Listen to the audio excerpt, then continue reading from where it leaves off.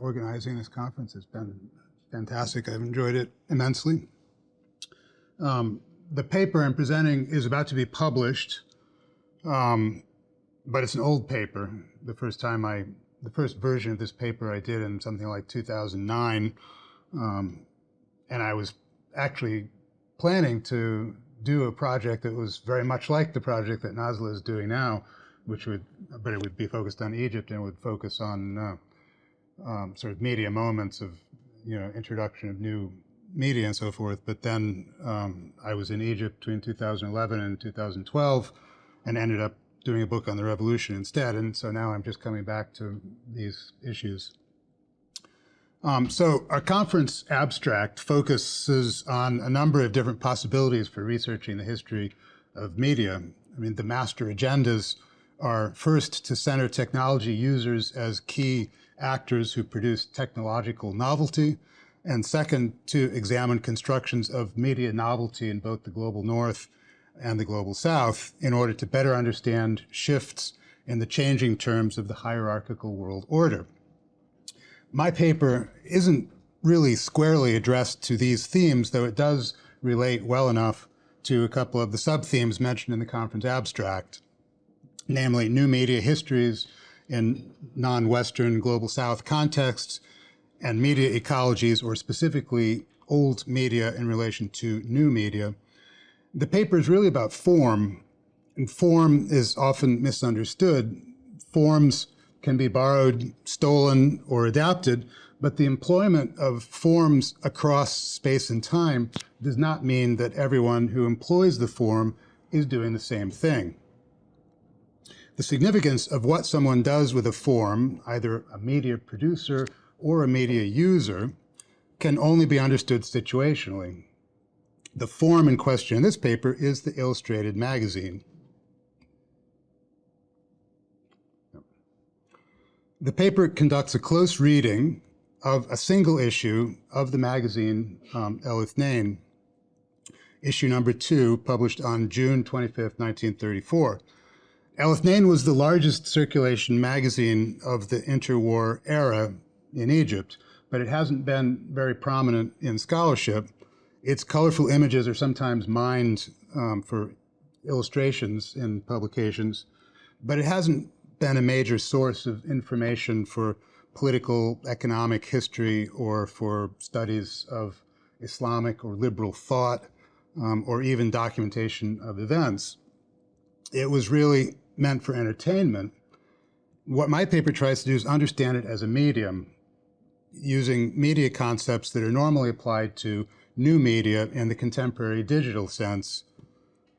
Concepts like hypermedia, remediation as conceptualized by Jay Bolter and Richard Grusin, televisual flow and programming as discussed by Raymond Williams.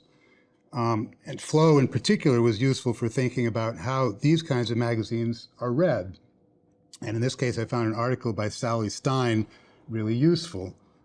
She shows how the layout of illustrated magazines foreshadows television programming by exposing the reader to multiple content streams juxtaposed to one another on any two open pages of a magazine. And essentially, she means that by the content streams, editorial content and advertising. And here you can see how this kind of programming layout appeared in early issues of Elithnain.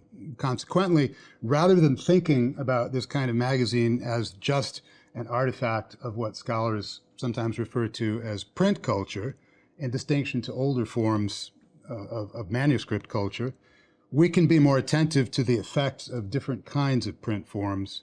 The form of the illustrated magazine was relatively distinct from other printed forms in the sense that it makes the reader meander through its pages, exposing the reader to content laid out by a logic of programming, and yet also encouraging a degree of agency by the reader to jump between different content streams at the reader's discretion. Elithnain was an artifact, or you could say a tool, of Egyptian Effendi culture. Effendiya are conventionally glossed in scholarship on at least Egypt and the Arab Middle East as middle class, but it's important to emphasize that it's better understood as an emergent middle stratum that sought to distinguish itself from the Europeans that had dominated Egypt since the mid-19th century. The Egyptian interwar era is often described as a failed experiment in liberalism, but it's more correct and more productive to emphasize that while an important marker of effendiness was the experience of mass production techniques in education, mass education was also a necessary component of anti-colonialism, which took the form of affiliation not just to an apparently solid but actually rather precarious, or you could even say liminal middle class, but to political movements. Middle strata effendia were also the radicals of the age. They were the rank and file of the Muslim Brotherhood, of the communists, of the fascists, and it was not uncommon for young effendia to sample all of them rather than become permanent members of any of them. This magazine was not a vehicle of political indoctrination in any sense, but it did function as a kind of imagination space in which readers could fashion themselves situationally in relation to a variety of social, colonial, and global images. My paper on El Ithnain also tries to delve into not just the reading effects of the form, but also the cultural and historical specificity of its content. It contained, for example, caricatures that mocked contemporary politics and short stories that are essentially tiny vignettes of emergent effendihood, or you could say that they were stories of love in an effendi mode, juggling expectations of deference to patriarchal control with models of companionate relationships that were nonetheless seen as authentically Egyptian. And the article ends with a translation of a poem about the newly nationalized radio. The advent of the magazine's publication in 1934 was deliberately timed to synchronize with the nationalization of radio broadcasting in Egypt, and in this sense it resonates nicely with Nazlı's paper. And so, having summarized the paper for the benefit of those who might not have had a chance to read it, I also want to talk about it in a slightly oblique way, highlighting an aspect of this particular form that isn't really heavily emphasized in the texts that some of you have read. My paper is, after all, a soon-to-be-published article, and so I want to talk a bit more about issues that I might explore in later papers, and in particular, seriality. The paper obviously isn't about seriality per se. It focuses on a single issue of a serial publication, and not so much on the continuities and variations between issues. El Ithnain was an Egyptian instance of a form known to scholars as a little magazine, which was written about by Eric Bolson in an excellent book titled Little Magazine, World Form. Bolson makes a number of caveats about the untranslatability and disconnections of little magazines across local, regional, and international contexts, and these definitely apply to El Ithnain. Dar al-Hilal, the publisher of this magazine, was a behemoth in the Arab publishing sphere. You could call El Ithnain trend-setting in kind of a commercial way, but Bolson tends to have in mind in his book avant-garde, low-budget challenges to the dominance of a presumptively better capitalized book industry. That's not really what El Ithnain was about, or Dar al-Hilal, the publisher. But Bolson doesn't suggest that little magazines have to fit only within that sort of profile, particularly when one is concerned with parts of the world in which the production and impact of little magazines hasn't been extensively researched. And certainly the Arab world is one such region. But while in this paper seriality was of less obvious concern than what a single magazine's form implied for those who read it, this magazine and the whole genre of illustrated variety magazines is certainly predicated on seriality. But more than that, it's predicated on multiple serialities. The magazine remediates, to again invoke Bolter and Gruzin's concept, in multiple dimensions. Remediation fundamentally involves both repetition and variation. Variation to the extent that already mediated content must be placed in new contexts and forms of media. I'm obviously sympathetic with the objective of thinking about the periodical as a medium, and as my paper suggests, I think a certain type of periodical, which I've referred to with the unelegant and maybe imprecise term illustrated variety magazine, can productively be thought of as a distinct medium, or at least a type of periodical in which form enables a mode of reading different from other periodicals. In the paper, I refer to these as linear, indexical, and meandering modes of reading. In other words, a mode of reading in which the primary purpose is not just to get through a text or to pinpoint information that can be extracted efficiently from a text, but to encounter content that the reader wasn't necessarily searching for. Meandering reading resembles hypertextuality in the sense that everything one read was juxtaposed to content that functioned as links to something else. Magazines like this combined media within the pages of each issue in the sense that technology existed to mix text, drawings, and photographs with considerable facility.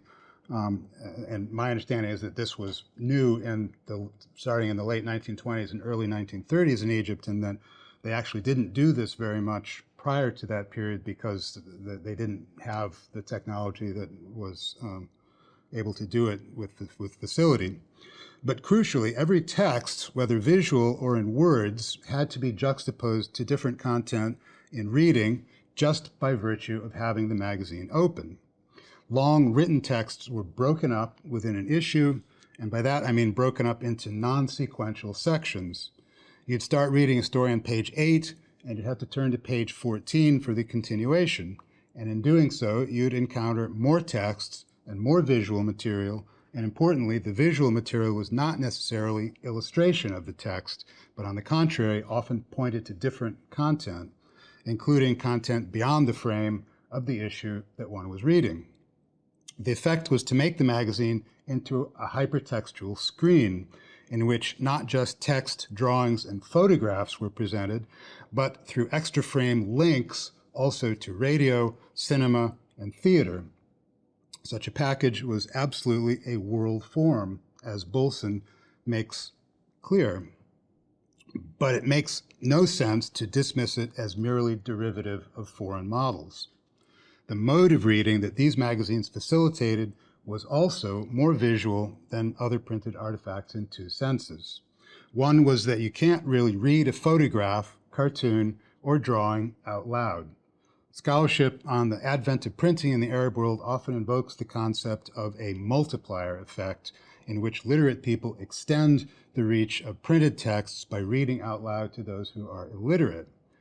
This magazine doesn't work very well on those terms. You can't convey the effect of juxtaposing images and texts in an audible reading. The format works best for a solitary reader, reading silently, eyes moving from text to image and back across the page of the open magazine during the act of reading, and within the magazine to the extent that content is distributed throughout an issue. The other sense of visuality employed in this form was in contrast not between literacy and illiteracy, but between different ways of reading.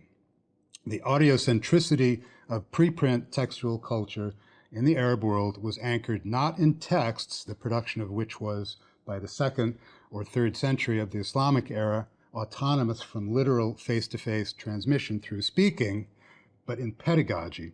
Prior to the introduction of mass production style education brought to the region by colonialism, literacy began through recitation and memorization of the Quran. Individuals did this at different ages and at different speeds.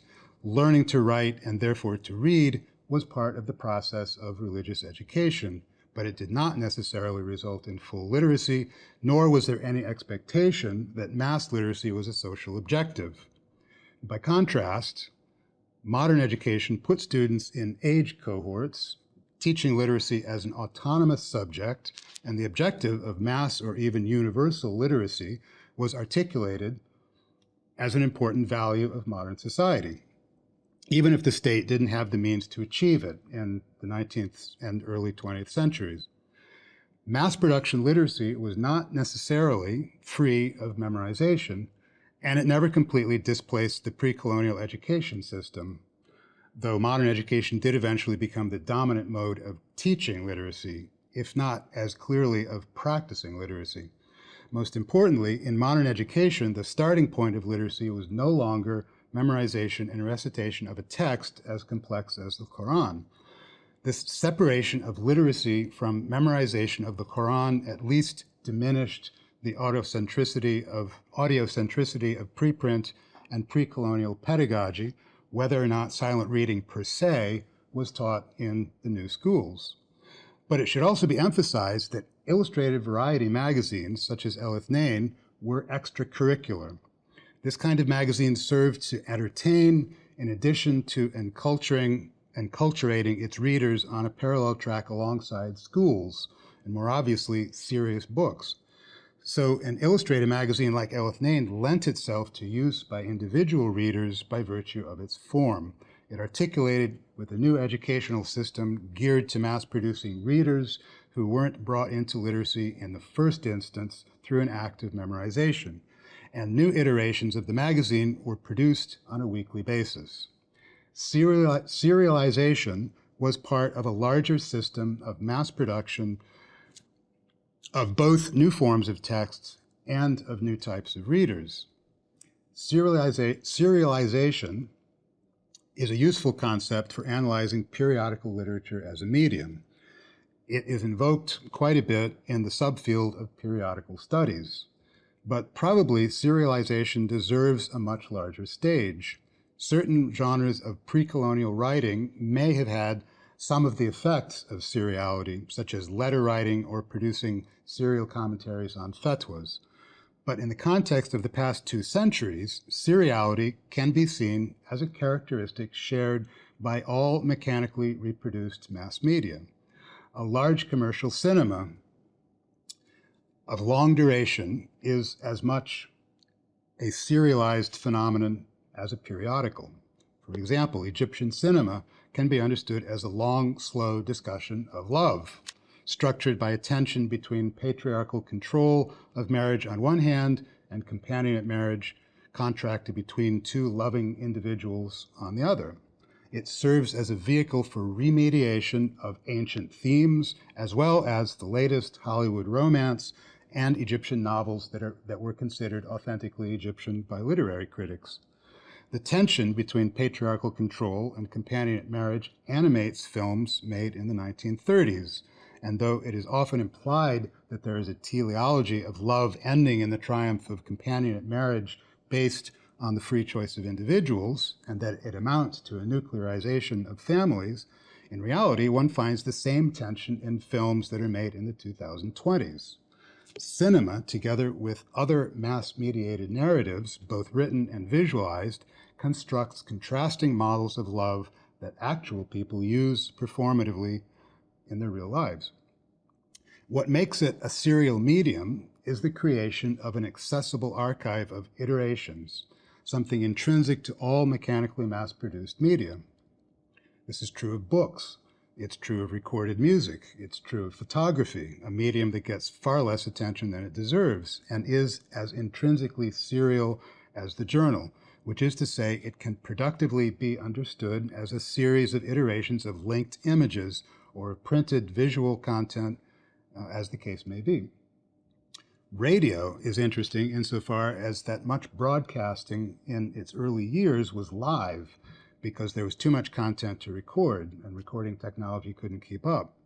And yet the programmatic aspects of radio are impeccably serialized.